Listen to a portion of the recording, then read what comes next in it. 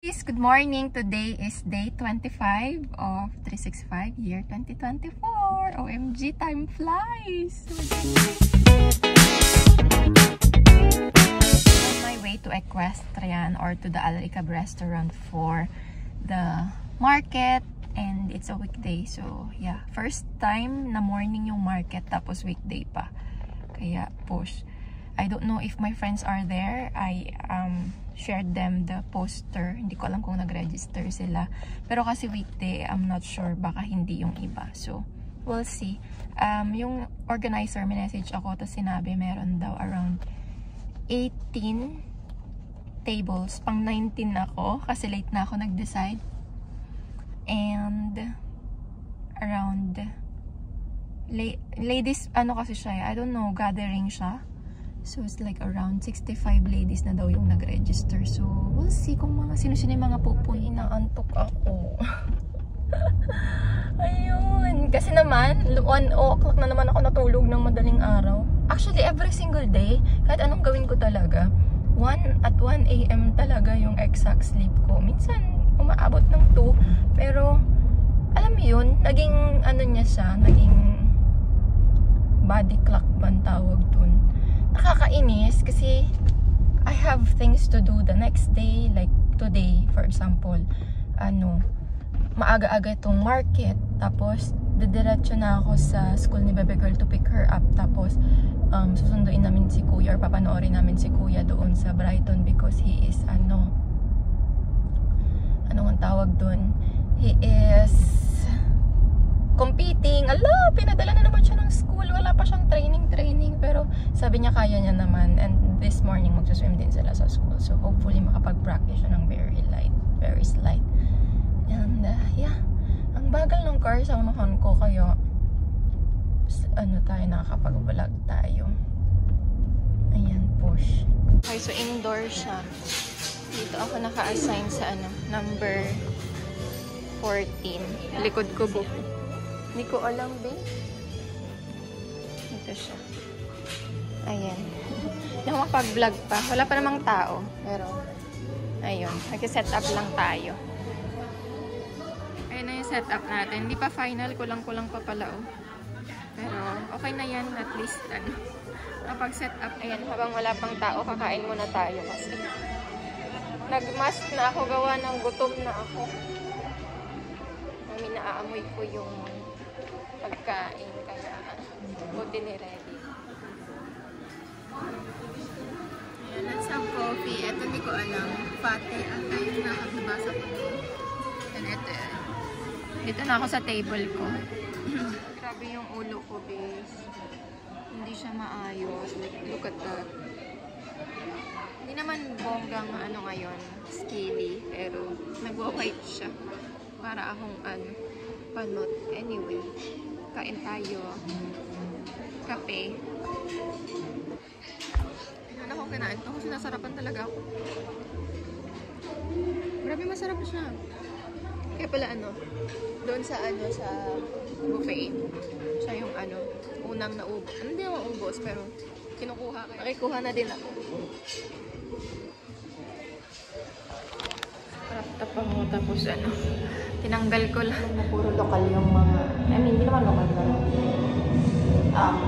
sila yung doon lang na-advertise, walang parang mga expat yun. Kaya nangyari, naka-crop top ako, buti na lang po yung jacket ako sa car. Kitchen, CR tayo. Kung ang buhok ko, kapal. Ayan. Okay naman. Push. Balik na tayo dun sa table natin.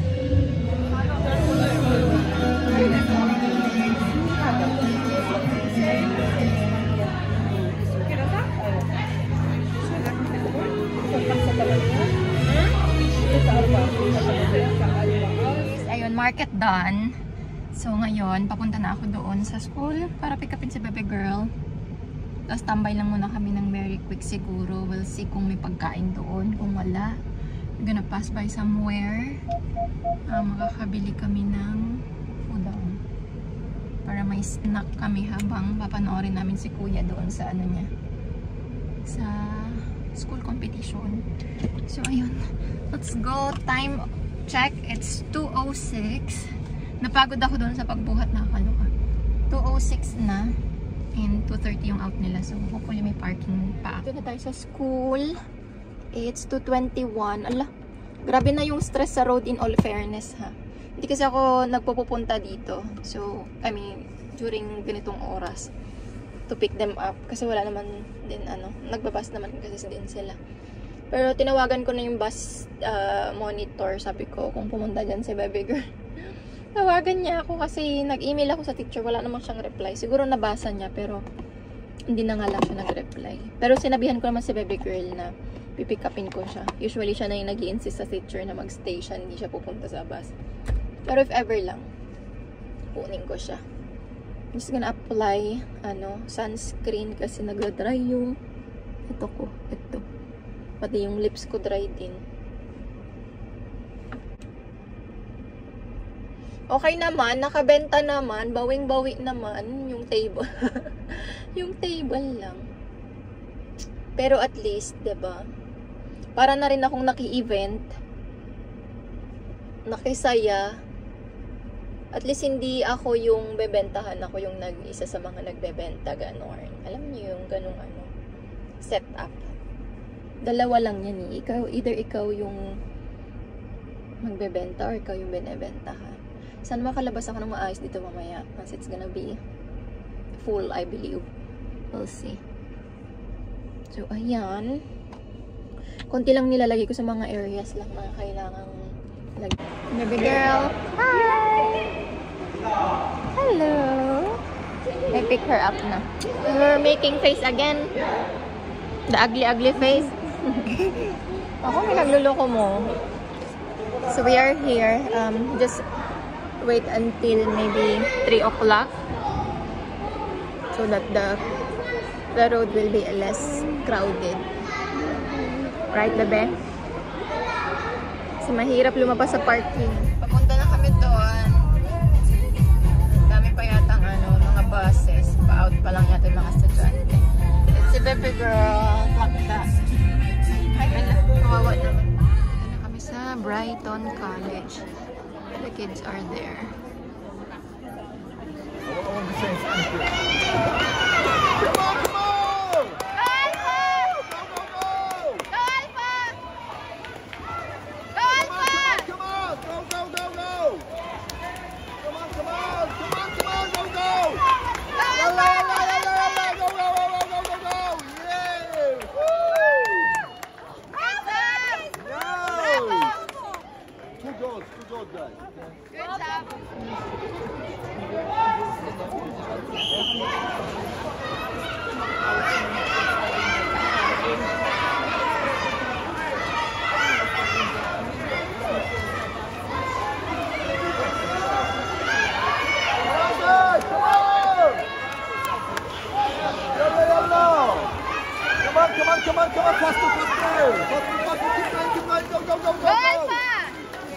Wala, nakaka-stress mag-cheer din. Yung parents, tatlong school to.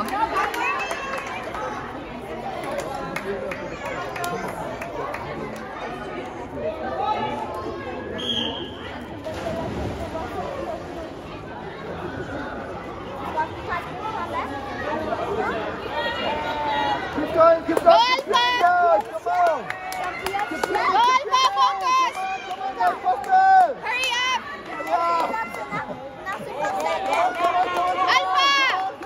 Hurry up, Alpha! Go, Alpha! Kuya. Sana all. 3rd place. Ay, nakakapagod mag-cheer. Narakain tayo. Char! So, baby girl, dyan na lang. Ayaw niyo pumunta lang kami ito sa Adnoc. Yung pinakamalapit na kainan. Iwan namin si baby girl. Lak kami ng sandwich. Tsaka roll. Eto, pinainit na rin. Also, kapresan. Kain. No, not that one. That's a wrong one. That you said it's for this one. Really? Yeah. I think it can help with the No, you asked. It's for the kapresan ko naman. She doesn't have. Yeah, she has. Why? She doesn't have. She has. That's so expensive. Tas walang straw.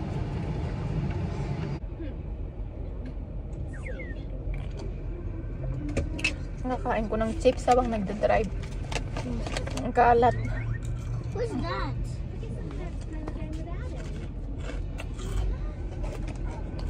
Nangabutan tayo ng stoplight. Muntik ko ng i-go pero takot ako. Biglang stop. I'll sit down.